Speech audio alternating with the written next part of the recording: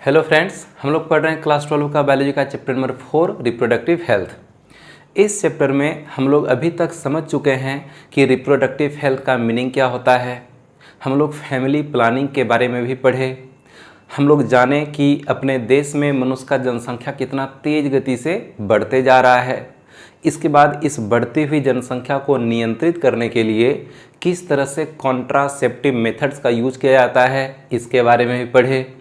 यदि कभी contraceptive methods fail कर जाए या फिर कोई ना चाहते हुए भी अगर प्रेग्नेंट हो जाती है तो गेस्टेशन पीरियड पूरा होने से पहले बच्चे को किस तरह से नष्ट किया जाता है, यानी कि MTP medical termination of pregnancy या अबॉर्शन गर्भपात किस तरह से किया जाता है, हम लोग इसके बारे में भी पढ़ लिए।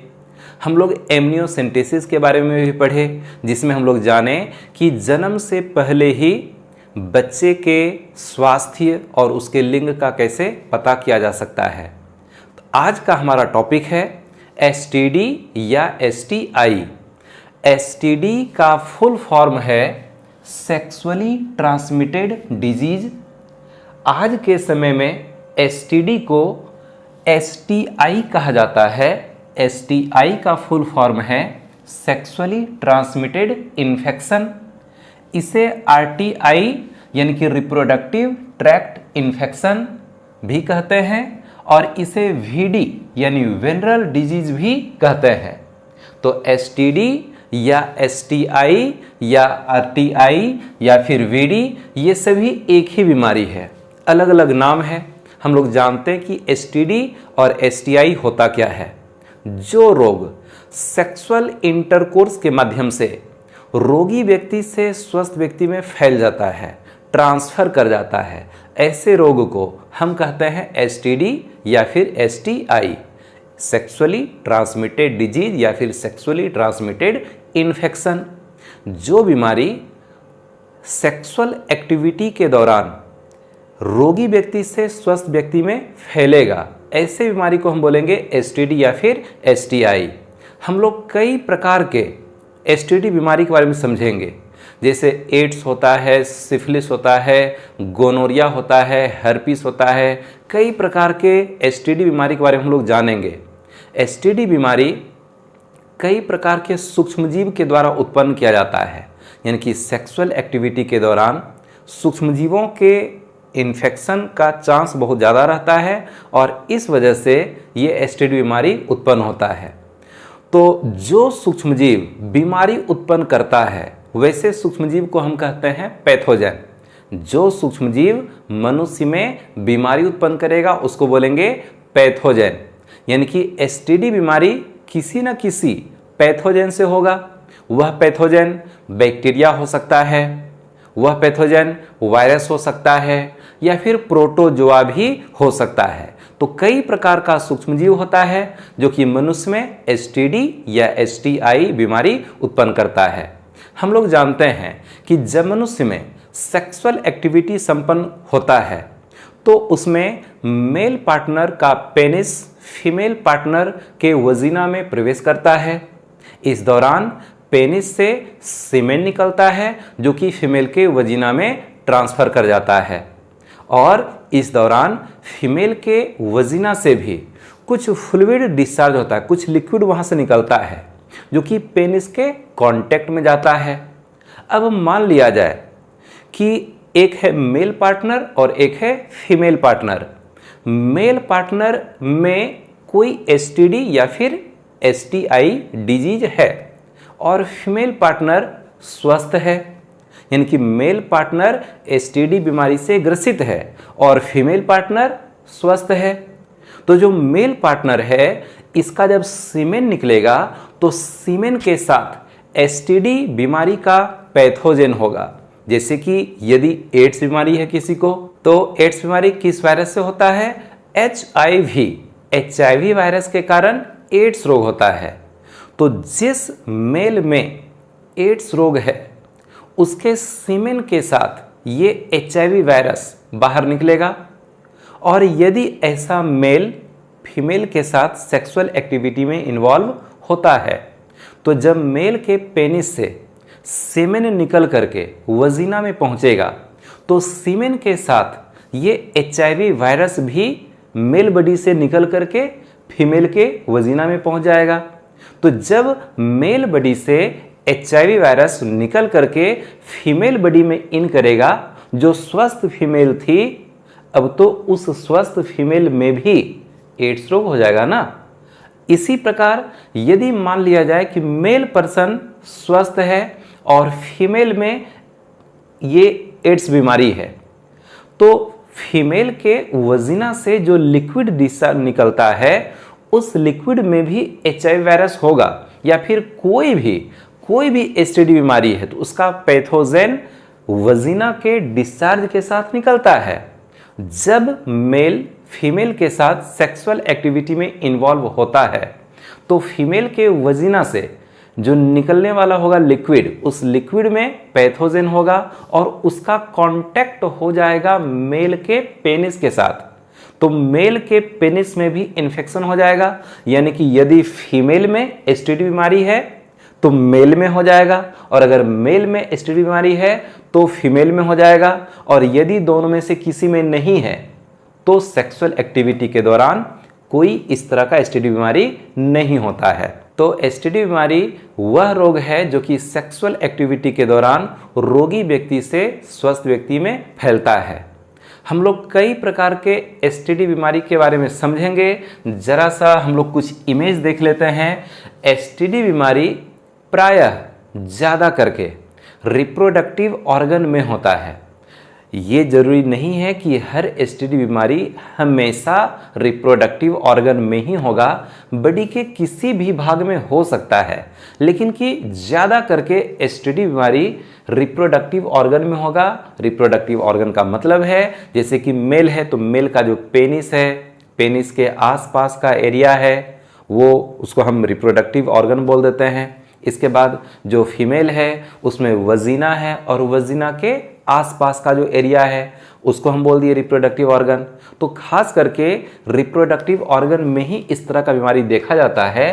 तो इसमें हम लोग अलग अलग बीमारी के बारे में देखेंगे, लेकिन अलग अलग बीमारी का अलग अलग लक्षण पढ़ने के लिए नहीं दिया गया है। तो हम लोग कुछ कॉमन टाइप का लक्षण देख लेते हैं कि जो ज़्यादातर STD बीमारी होता है तो उसका जो कॉमन टाइप का लक्षण है उसको जरा हम लोग इमेज के रूप में देखते हैं। रिप्रोडक्टिव ऑर्गन में इस तरह का फुंसी का निकलना, दाना का निकलना, खुजली टाइप का होना, दर्द करना, लहरना, फफोला उत्पन्न होना, छाला पड़ना, ये सारा लक्षण STD बीमारी का है। कोई ज़रूरी नहीं है कि रिप्रोडक्टिव ऑर्गन में ही ये बीमारी हो, यह बीमारी शरीर के किसी भी पार्ट में हो सकता है। अब जैसे कि यहाँ पर मुंह में भी बीमारी हो गया है, होंठ में यहाँ पर कुछ दाना दाना निकला हुआ है, इसको जूम करके यहाँ पर दिखाया गया है।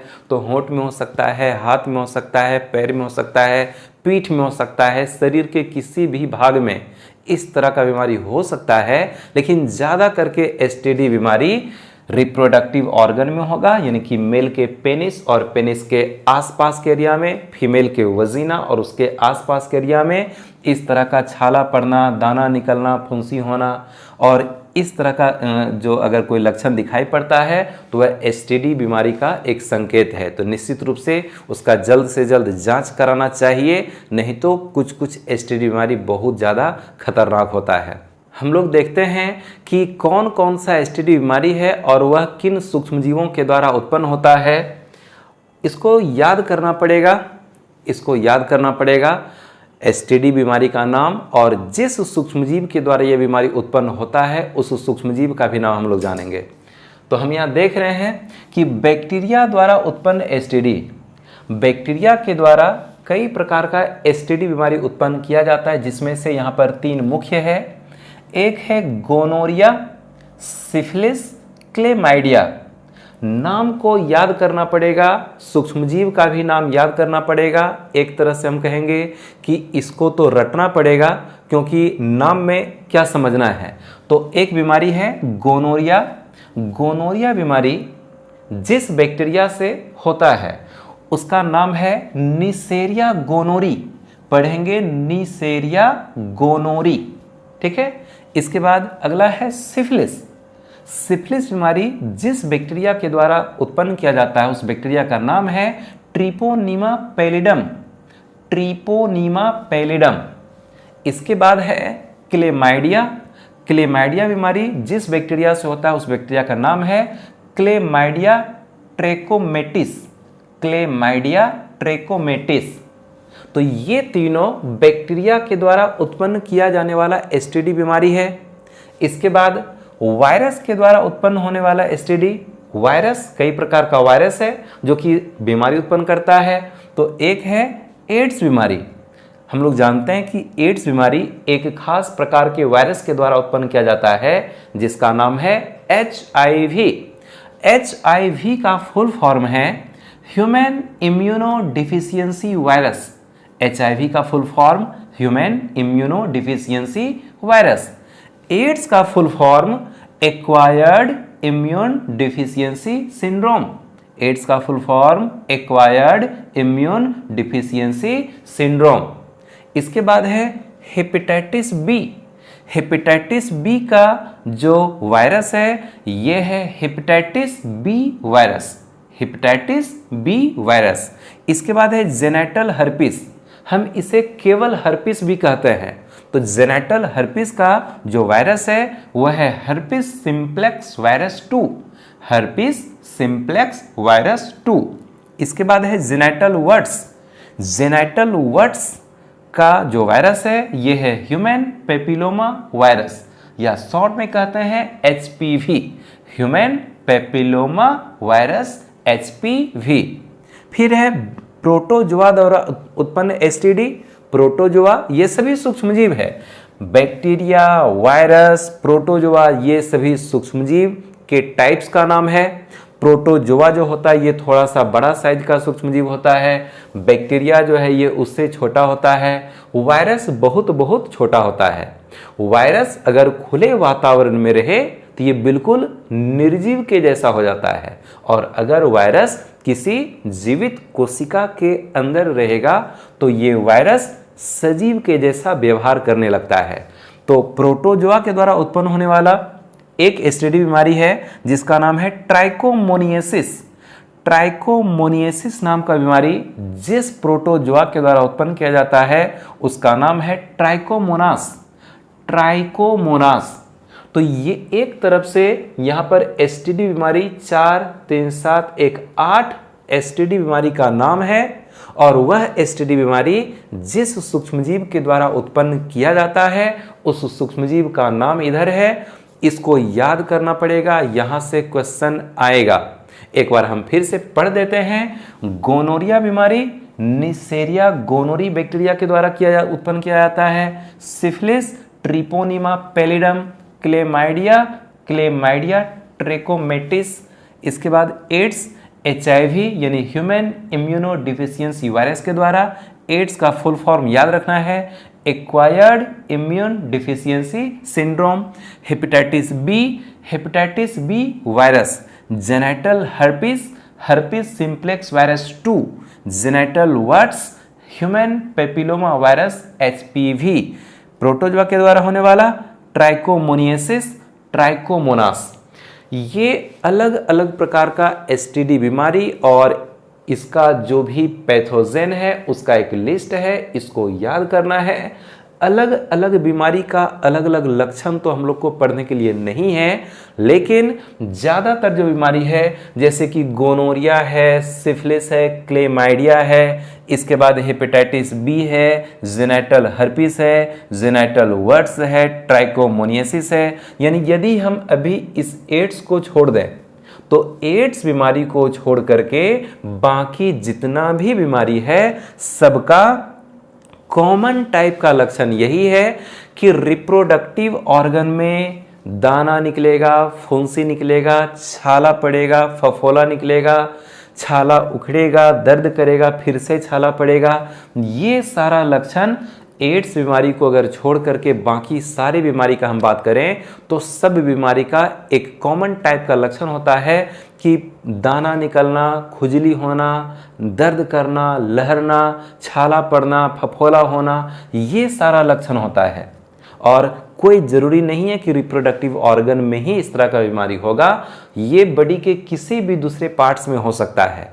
हम यहाँ पर बहुत ज़्यादा इमेज तो नहीं दिखा रहे हैं, लेकिन आप इसको गूगल पर सर्च कीजिएगा। ये जितना भी बीमारी का हम नाम लिखे हैं, हर बीमारी, सभी बीमारी का नाम लिख करके सर्च कीजिएगा और उसका इमेज देखने का कोशिश कीजिएगा। आपको तब पता चलेगा कि ये बीमारी कितना ज़्यादा खतरनाक होता है। इसमें से बस एक क्लेमाइडिया है, क्लेमाइडिया बीमारी, जिसका कोई खास लक्षण नहीं होता है। ज़्यादा करके क्लेमाइडिया बीमारी ओ लक्षणी टाइप का होता है, मतलब इसका लक्षण लगभग दिखता नहीं है। और बाकी जितना बीमारी है सबका जब आप गूगल पर इमेज देखिएगा तो आपको लगेगा ये कितना भयानक और कितना खतरनाक बीमारी होता है। अब जैसे कि हम बात करते हैं एड्स का, तो एड्स बीमारी में बॉडी का इम्यून सिस्टम इतना ही कमज़ोर हो जाता है कि उस व्यक्ति के शरीर में हर प्रकार का रोग बीमारी बड़े आसानी से हो जाता है। तो व्यक्ति कई बीमारियों से ग्रसित हो जाएगा, और जब कई बीमारियों से ग्रसित हो जाएगा तो हम इसको बोल देते हैं एड्स।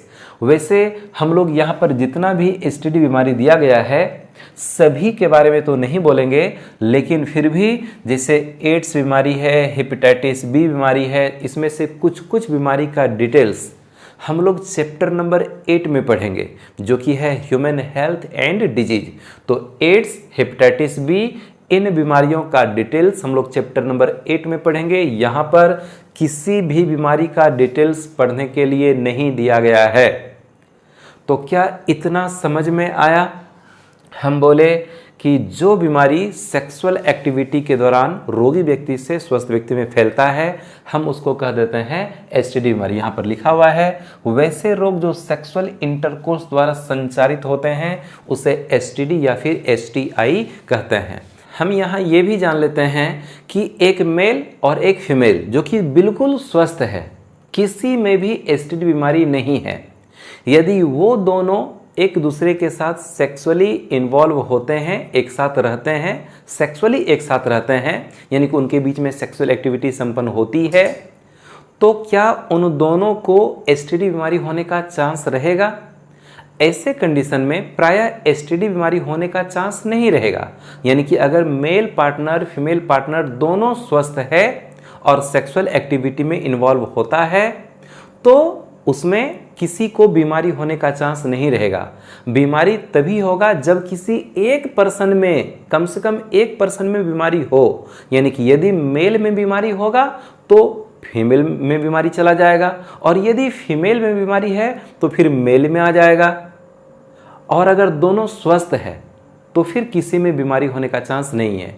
लेकिन कुछ ऐसे भी एसटीडी बीमारी हैं जो कि सेक्सुअल एक्टिविटी के अतिरिक्त कुछ अन्य तरीकों से भी फैलते हैं, जैसे कि एड्स बीमारी और हेपेटाइटिस बी बीमारी।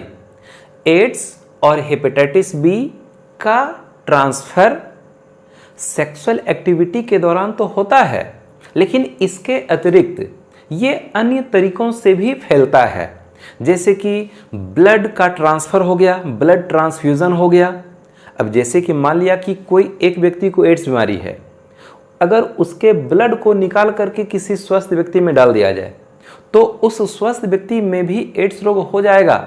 यहाँ पर सेक्सुअल एक्टिविटी संपन्न नहीं हुआ, बस एड्स रोग से ग्रसित व्यक्ति या फिर हेपेटाइटिस बी रोग से ग्रसित व्यक्ति, उसका ब्लड यदि किसी स्वस्थ व्यक्ति को दे दिया जाए या किसी भी तरीके से रोगी व्यक्ति यानी कि एड्स और हेपेटाइटिस बी से ग्रसित रोगी व्यक्ति का ब्लड थोड़ा सा ही सही, लेकिन अगर वो किसी स्वस्थ व्यक्ति के बॉडी में चला गया तो उस स्वस्थ व्यक्ति में भी एड्स या फिर हेपेटाइटिस बी डिजीज हो सकता है।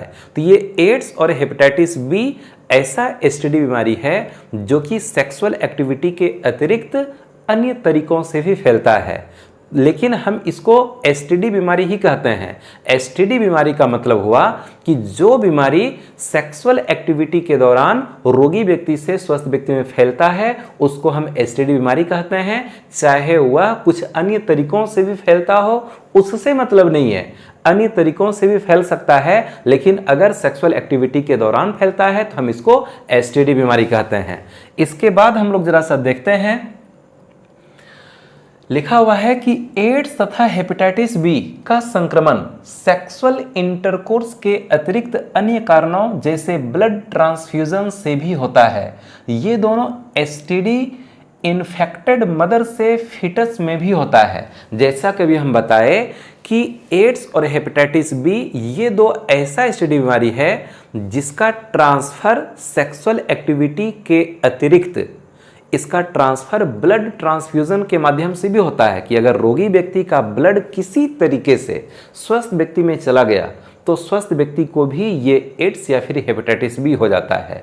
अब ब्लड का ट्रांसफर कई तरीके से हो सकता है। एक तो ब्लड अगर डोनेट किया जाता है, रोगी व्यक्ति के ब्लड को सीधे ही निकाल करके अगर किसी स्वस्थ व्यक्ति में डाल दिया जाए तो इस तरह से बीमारी फैल जाएगा। इसके बाद यदि एक ही निडल से रोगी व्यक्ति को भी इंजेक्शन दिया जाए और उसी निडल से अगर स्वस्थ व्यक्ति को भी इंजेक्शन दिया जाए तो उस इंजेक्शन के माध्यम से भी ये बीमारी स्वस्थ व्यक्ति में फैल सकता है। जब एड्स या फिर हेपेटाइटिस बी से ग्रसित व्यक्ति का दाढ़ी बनाया जाता है तो दाढ़ी बनाने के दौरान कुछ पार्ट्स कट जाता है और जैसे कुछ पार्ट्स कटेगा तो उसका ब्लड निकलेगा। अब ब्लड निकलेगा तो उसमें पैथोजन होगा, या तो HIV वायरस हो या फिर हेपेटाइटिस बी वायरस हो, तो वह पैथोजन चिपक गया ब्लेड से और उसी ब्लेड से अगर किसी स्वस्थ व्यक्ति का भी दाढ़ी बना दिया जाए और संजोग से स्वस्थ व्यक्ति का भी कोई पार्ट कट गया तो उसके ब्लेड से चिपका हुआ जो पैथोजन है वह उस स्वस्थ व्यक्ति के ब्लड में अंदर घुस जाएगा और उस स्वस्थ व्यक्ति को भी हेपेटाइटिस बी या फिर एड्स बीमारी हो जाएगा। अगर एड्स या फिर हेपेटाइटिस बी से ग्रसित किसी व्यक्ति के टूथब्रश का कोई यूज करता है तो टूथब्रश के दौरान भी टूथब्रश के माध्यम से भी ये बीमारी फैलने का चांस रहता है, क्योंकि अगर एड्स या फिर हेपेटाइटिस बी से ग्रसित व्यक्ति टूथब्रश से मुंह धोता है और कभी कभी मसूड़े से खून निकल जाता है, जब मसूड़े से ब्लड निकल जाएगा तो उसके ब्लड में पैथोजन होगा, वह पैथोजन चिपक गया टूथब्रश से और उसी टूथब्रश से कोई स्वस्थ व्यक्ति अगर फिर मुंह को धोएगा और संजोग से अगर उसके भी मसूड़े से ब्लड निकल जाए तो ब्रश का जो पैथोजन है वह उस स्वस्थ व्यक्ति के ब्लड के माध्यम से बॉडी के अंदर घुस जाएगा और स्वस्थ व्यक्ति में भी यह बीमारी फैल जाएगा। अब यहाँ पर एक बात लिखा हुआ है कि जो प्रेग्नेंट मदर है, अगर प्रेग्नेंट मदर में एसटीडी बीमारी है, खास करके कौन सा, तो ये एड्स और हेपेटाइटिस, तो ये एड्स और हेपेटाइटिस बीमारी यदि मदर में है, प्रेग्नेंट मदर में है, तो होने वाले बच्चे में भी यह बीमारी चला जाता है, क्योंकि एड्स और हेपेटाइटिस बी का जो पैथोजन है ये प्लेसेंटा को क्रॉस करके बच्चे में आ जाता है। यानी कि जब बच्चा माँ के यूट्रस में पल रहा होता है तो दोनों के बीच में कनेक्शन स्थापित करने के लिए प्लेसेंटा होता है ना, तो प्लेसेंटा के माध्यम से ही माँ के ब्लड का जो भी पोषक पदार्थ है वह बच्चे को मिलते रहता है, फीटस को मिलते रहता है। तो ब्लड, माँ का ब्लड बच्चे में आता नहीं है, माँ के ब्लड का केवल पोषक पदार्थ ऑक्सीजन ये सभी प्लेसेंटा होकर के क्रॉस करके बच्चे में आ जाता है। लेकिन ये जो एड्स और हेपेटाइटिस बी बीमारी है इसका जो पैथोजन है ये प्लेसेंटा को बिल्कुल क्रॉस कर जाता है और अगर गर्भवती माँ में ये एड्स या फिर हेपेटाइटिस बी बीमारी है तो उसके बच्चे में प्लेसेंटा के माध्यम से ये इन्फेक्शन पहुंच जाएगा और जब बच्चा जन्म लेगा तो एड्स रोग से ग्रसित बच्चा जन्म लेगा, इसके बाद या फिर हेपेटाइटिस बी से ग्रसित बच्चा का जन्म होगा। तो ये दोनों बीमारी बहुत ज़्यादा खतरनाक है। इसके बाद देखते हैं, लिखा हुआ है एड्स, हर्पिस तथा हेपेटाइटिस बी को छोड़कर बाकी सभी एसटीडी उपचार से पूर्णतः ठीक हो जाते हैं बशर्ते इन्हें प्रारंभिक अवस्था में पहचान कर इलाज कराया जाए। तीन बीमारी, एड्स, हर्पिस और हेपेटाइटिस बी, इन तीनों बीमारी का पूर्ण रूप से इलाज नहीं होता है। इन तीनों बीमारी को छोड़कर बाकी जितना भी एसटीडी बीमारी है सबका इलाज संभव है और वो बिल्कुल ठीक हो जाता है, लेकिन उसे बस प्रारंभिक अवस्था में पहचानना पड़ेगा और उसका जल्द से जल्द इलाज कराना पड़ेगा तो ठीक हो जाएगा। लेकिन ये तीन बीमारी, एड्स, हर्पिस और हेपेटाइटिस बी, इन तीनों बीमारी का पूर्णतः इलाज नहीं है। अगर किसी व्यक्ति को एक बार ये बीमारी हो जाए तो जीवन में कभी भी ये बीमारी पूर्ण रूप से ठीक नहीं होगा। कुछ दवाई जरूर है जिसके द्वारा बीमारी के प्रभाव को कम किया जा सकता है, लेकिन पूर्णतः ये बीमारी ठीक होता नहीं है। तो कौन कौन सा बीमारी ठीक नहीं होता है, इसके लिए एक तरीका है याद करने का। याद करेंगे 3 H, H H H। एक H से हो जाएगा HIV यानी कि एड्स, ठीक है। दूसरा H से हो जाएगा हर्पिस और तीसरा H से हो जाएगा हिपेटाइटिस, ठीक है, हिपेटाइटिस। ये 3 H याद कर लेना है। 3 H ऐसा है, यानी H से रिलेटेड जो बीमारी है, एसटीडी बीमारी, वो है एक एस से हो गया HIV इन्फेक्शन यानी कि एड्स, फिर एस से हो गया हर्पिस, फिर एस से हो गया हेपेटाइटिस बी।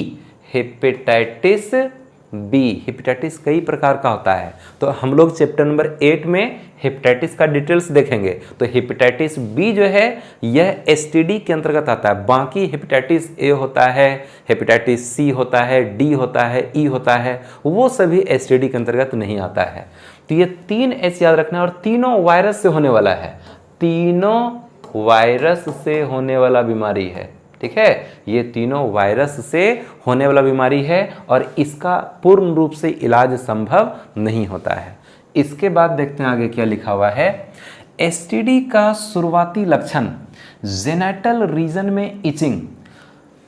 सभी लक्षण को थोड़ा सा कॉमन टाइप का लक्षण जो हम बता रहे थे वही सब बात यहाँ लिखा हुआ है कि एसटीडी का जो शुरुआती लक्षण है वह है जेनिटल रीजन में इचिंग यानी कि खुजली। जो रिप्रोडक्टिव ऑर्गन है जैसे कि मेल का पेनिस और पेनिस के आसपास का स्थान, फीमेल का वजीना, वजीना के आसपास का स्थान, ऐसे स्थान को ही बोल दिए जेनिटल रीजन, तो उसमें इचिंग यानी कि खुजली होगा। इसके बाद फ्लूइड डिस्चार्ज यानी कि कुछ फ्लूइड, कुछ लिक्विड निकलेगा, कुछ अजीब टाइप का कुछ लिक्विड निकलेगा जो कि दुर्गंध भी करेगा। इस टाइप का लिक्विड डिस्चार्ज हो सकता है। अगर वजीना से कुछ अलग टाइप का लिक्विड जो कि जनरली निकलता नहीं है, अगर वजीना से कुछ अलग टाइप का लिक्विड निकल रहा है जो कि बदबूदार टाइप का होता है, तो वह एक लक्षण है कि शायद वह एसटीडी बीमारी होगा। अगर पेनिस से कुछ कुछ अलग टाइप का पानी टाइप का कुछ बहता है पेनिस के आसपास वाले जगह से, तो वो भी एक संकेत है कि शायद ये एसटीडी बीमारी है। स्लाइट पेन यानी कि हल्का दर्द, जेनिटल रीजन में कुछ घाव वगैरह सब हो जाएगा तो दर्द तो करेगा। स्वेलिंग, सूजन, फूल जाएगा, ये सभी शुरुआती लक्षण होता है। इसके बाद है कुछ एसटीडी संक्रमित स्त्रियां अलक्षणी हो सकती है जो अपने पार्टनर को संक्रमित करती है। तो कुछ ऐसी फीमेल्स होती है, कुछ ऐसी स्त्रियां होती है जिसमें एसटीडी बीमारी तो होगा लेकिन कोई लक्षण बाहर से दिखता नहीं है। कुछ ऐसी स्त्रियां होती है जिसमें एसटीडी बीमारी रहेगा लेकिन कि लक्षण बाहर से दिखता नहीं है, क्योंकि फीमेल का जो रिप्रोडक्टिव ऑर्गन है वो ज़्यादा करके बॉडी के अंदर है। बॉडी के बाहर कहाँ कुछ रहता है, बॉडी के बाहर ज़्यादा कुछ उसमें है नहीं।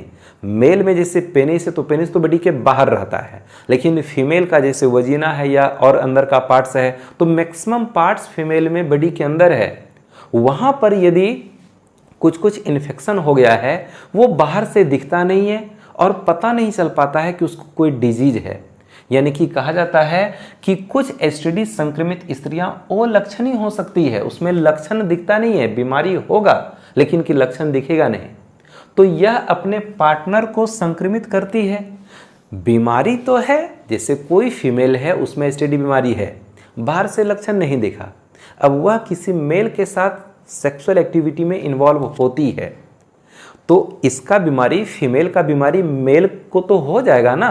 फीमेल में भले ही लक्षण दिख नहीं रहा था लेकिन इन्फेक्शन तो था, तो इसका इन्फेक्शन निकल करके मेल पार्टनर में जाएगा तो मेल पार्टनर को बीमारी हो जाएगा।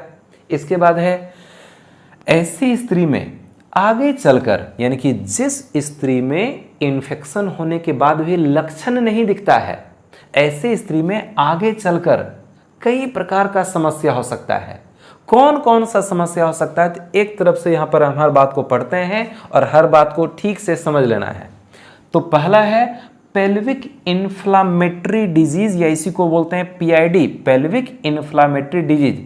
याद कर लेना ये सभी को, पेल्विक इन्फ्लामेटरी डिजीज PID हो जाता है। अब PID में क्या होता है, जैसे कि फीमेल का जो फेलोपियन ट्यूब है, 2 ओवरी होता है, ओवरी के पास से फेलोपियन ट्यूब निकला हुआ रहता है, तो होगा क्या PID में, पेल्विक इन्फ्लामेटरी डिजीज में क्या होता है कि फेलोपियन ट्यूब में सूजन हो जाएगा, फेलोपियन ट्यूब फूल जाएगा और ज़्यादा ही टेढ़ा मेढ़ा हो जाएगा। तो जब ज़्यादा टेढ़ा मेढ़ा हो जाएगा फेलोपियन ट्यूब, तो सही से उसमें ओवम पास नहीं कर सकता है, सही से स्पर्म पास नहीं कर सकता है और सही से दोनों का फ्यूजन नहीं होगा, यानी कि फर्टिलाइजेशन नहीं हो सकता है। और जब फर्टिलाइजेशन नहीं होगा, फेलोपियन ट्यूब फूल गया, फेलोपियन ट्यूब फूल गया, कुछ ज़्यादा ही टेढ़ा मेढ़ा हो गया, ओवम से इसे पास नहीं कर रहा है, स्पर्म से इसे पास नहीं कर रहा है, फर्टिलाइजेशन नहीं हो पा रहा है, हम ऐसे बीमारी को कह देते हैं पेल्विक इन्फ्लामेटरी डिजीज यानी कि PID।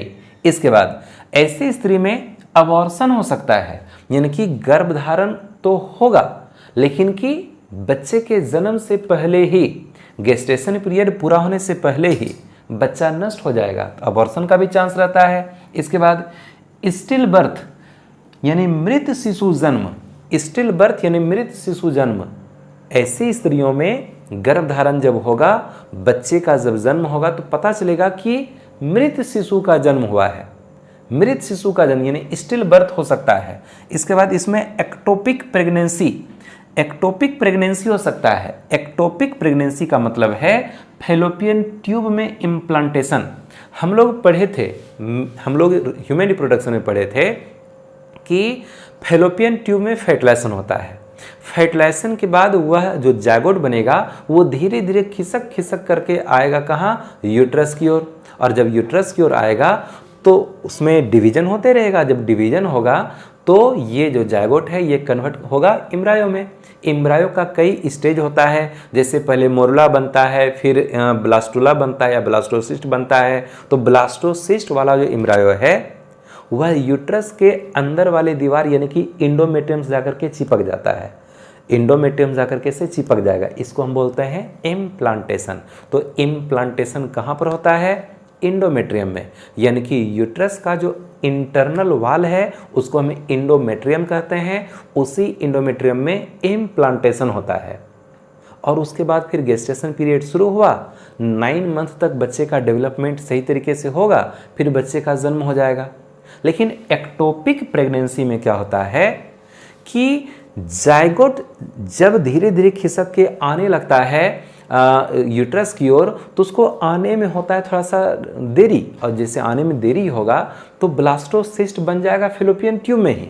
ब्लास्टोसिस्ट बनना चाहिए कहाँ, यूट्रस में आने के बाद, लेकिन ब्लास्टोसिस्ट बन जाता है फेलोपियन ट्यूब में ही, और फेलोपियन ट्यूब में ही कहीं पर चिपक जाएगा, फेलोपियन ट्यूब में ही इम्प्लांटेशन हो जाएगा। जब फेलोपियन ट्यूब में इम्प्लांटेशन हो जाता है तो हम इसको बोलते हैं एक्टोपिक प्रेगनेंसी। हालांकि ये प्रेगनेंसी ज़्यादा समय तक टिकता नहीं है, ये बच्चा नष्ट हो जाएगा, क्योंकि प्लेसेंटा का निर्माण सही तरीके से हो नहीं सकता है बच्चे को, यानी कि जो डेवलपिंग एम्ब्रायो है उसको फूड सही से सप्लाई नहीं होगा और फिर वो बच्चा नष्ट हो जाएगा।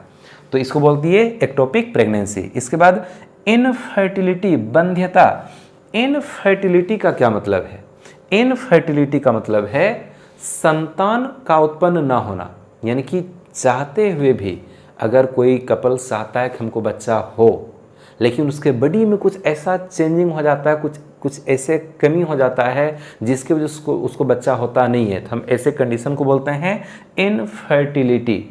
इसके बाद या फिर रिप्रोडक्टिव ट्रैक्ट में कैंसर हो सकता है, रिप्रोडक्टिव ट्रैक्ट में कैंसर हो सकता है। हम बोल रहे हैं कि जो स्त्री STD बीमारी से ग्रसित रहते हुए भी अलक्षणी होती है, यानी जिस स्त्री में STD बीमारी होगा लेकिन उसमें लक्षण बाहर से दिखेगा नहीं, उसमें क्या क्या आगे चल करके हो सकता है, पेल्विक इन्फ्लामेटरी डिजीज हो सकता है, यानी कि फेलोपियन ट्यूब मुड़ सकता है, फर्टिलाइजेशन नहीं होगा, अबॉर्शन हो सकता है, जन्म से पहले बच्चा नष्ट हो जाएगा, स्टिल बर्थ यानी कि मृत शिशु का जन्म होगा, एक्टोपिक प्रेगनेंसी यानी कि फेलोपियन ट्यूब में इम्प्लांटेशन हो जाएगा तो भी ये बच्चे का जन्म होगा नहीं, इनफर्टिलिटी बच्चे का जन्म ही नहीं होगा, बच्चे को जन्म देने की क्षमता खत्म हो जाएगी, या फिर रिप्रोडक्टिव ट्रैक्ट में कैंसर हो सकता है, फीमेल के रिप्रोडक्टिव ऑर्गन में कैंसर भी हो सकता है। तो ये इतना सारा लक्षण किस में उत्पन्न हो सकता है? जिस स्त्री में एसटीडी बीमारी होगा लेकिन बाहर से लक्षण दिखेगा नहीं। अब एक यहाँ पर एक आंकड़ा यहाँ पर लिखा हुआ है कि 15 से 24 वर्ष के लोगों में एसटीडी अधिक देखा जाता है। 15 से 24 वर्ष के लोगों में एसटीडी अधिक देखा जाता है। आप सभी बच्चे जो इस वीडियो को देख रहे हैं, आपका भी एज इसी ग्रुप में है ना? तो 15 से 24 वर्ष के बीच से आप गुजर रहे हैं। आप 16-17 साल के होंगे। तो इस एज में, अब अपने देश में तो इस एज में शादी भी नहीं होती है कि नहीं?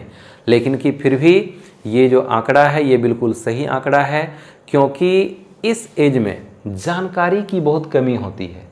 ये जो एज है 15 से 24 वर्ष के बीच का जो एज है, इस समय जानकारी का बहुत ज़्यादा अभाव रहता है और लोग सेक्सुअल इंटरकोर्स में इन्वॉल्व जब होते हैं तो वो फिर कंडोम का यूज़ नहीं करते हैं या फिर एसटीडी से बचाव का तरीका नहीं जानते हैं।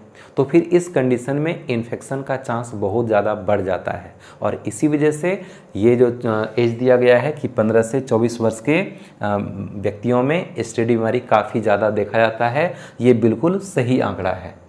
इसके बाद हम लोग ज़रा सा देखते हैं कि एसटीडी से बचने के उपाय।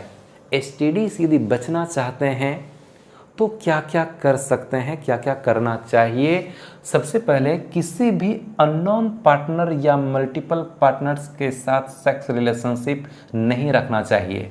जिस व्यक्ति को आप सही से जानते पहचानते नहीं हैं, अननोन पार्टनर, जिस व्यक्ति को आप सही से जानते पहचानते नहीं हैं, उसके साथ सेक्सुअल इंटरकोर्स में इन्वॉल्व बिल्कुल भी नहीं होना चाहिए।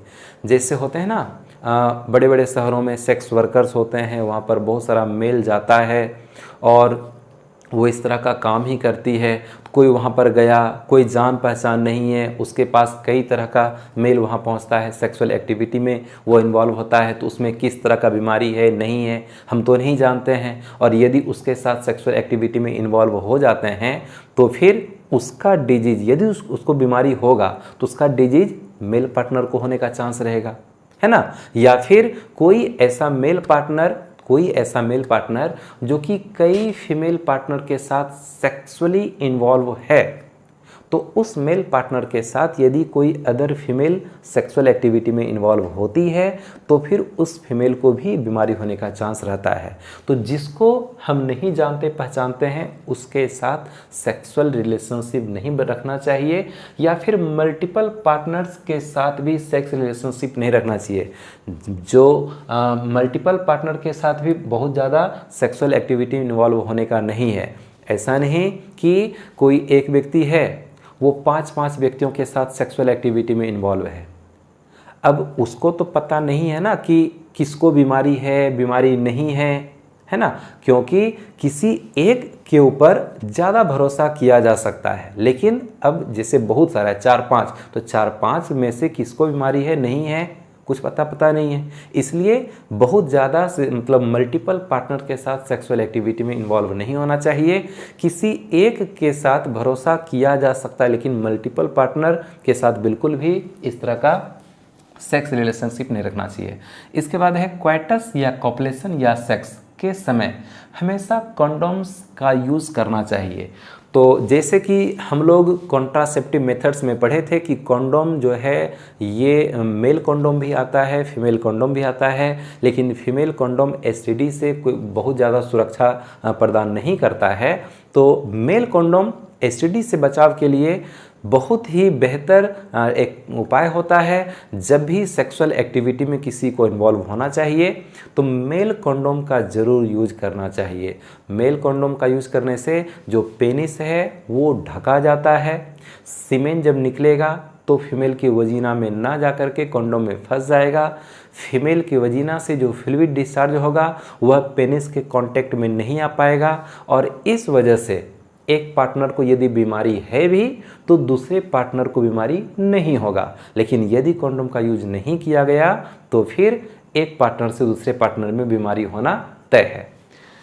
इसके बाद है यदि कोई आशंका हो तो तुरंत डॉक्टर से दिखाकर इलाज करना चाहिए। अब ये एक ऐसा टॉपिक हो जाता है जहाँ पर कि किसी भी व्यक्ति को यदि एसटीडी का कुछ लक्षण दिखाई पड़ता है, रिप्रोडक्टिव ऑर्गन में कुछ घाव, कुछ फुंसी, कुछ दाना, कुछ इस टाइप का अगर निकलता हुआ दिखता है तो वह लाज से, शर्म से किसी को बताता नहीं है।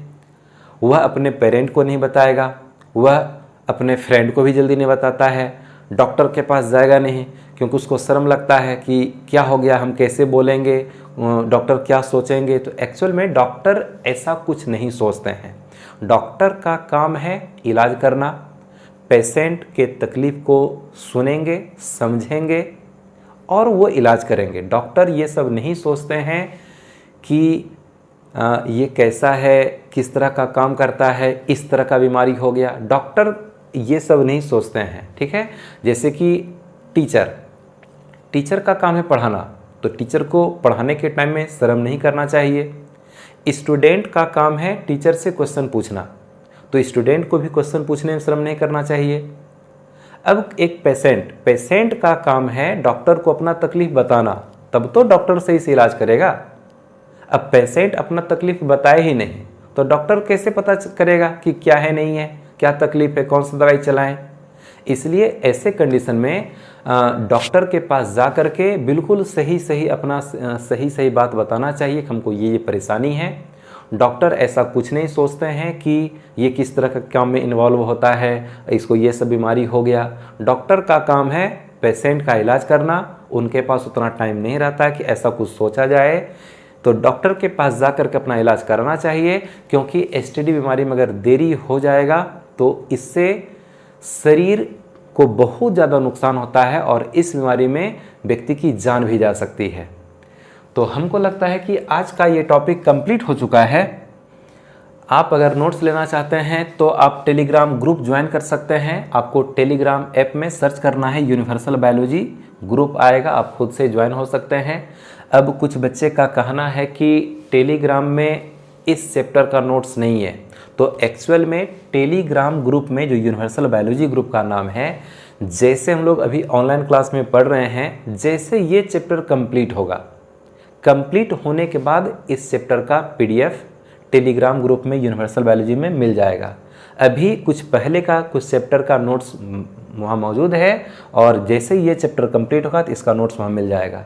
आप हमसे इंस्टाग्राम पर जुड़ सकते हैं, मेरे हाथ से बनाया हुआ कुछ इमेज आपको मिल जाएगा और हमसे जुड़े रहने के लिए आप इंस्टाग्राम पर हमें फॉलो कर सकते हैं। आनंद कुमार बायो मेरा यूज़र नेम है, डिस्क्रिप्शन बॉक्स में आपको लिंक इसका मिल जाएगा। आपको हर पेज का हम स्क्रीनशॉट क्लिक करवा देते हैं। आप यहाँ से हम हट जाते हैं, आप यहाँ से स्क्रीनशॉट ले सकते हैं। इस पेज का भी लेना है, इस पेज का भी लेना है, इस पेज का भी लेना है और ये हो गया कंप्लीट। तो हम लोग मिलते हैं, कल ही हम लोग मिलने वाले हैं। एक दिन का वेट नहीं करेंगे हम लोग, बस कल ही मिलने वाले हैं एक नए टॉपिक के साथ। हमारा कल का जो टॉपिक है वो होगा इनफर्टिलिटी और आर्ट असिस्टेड रिप्रोडक्टिव टेक्नोलॉजी।